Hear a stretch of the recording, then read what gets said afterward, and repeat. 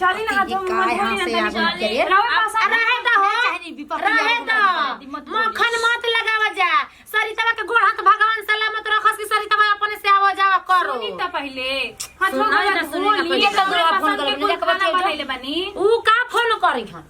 ऊ फोन करी है ना मेरा भिरी ये सरिता तू ओही गने ओहु जा करेली रे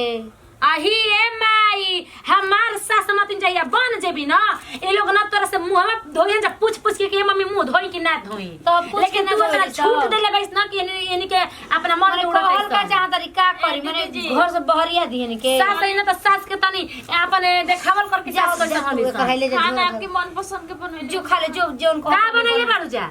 जो छोटकी मछली कहत रही ना खाए के घीव का हमरा के ए रखले बाड़ू जे छान के कि नहीं घीव है ना पीहन जो छोटकी मछली कहत रही ना तोरा खातिर देख हुन कर हां रे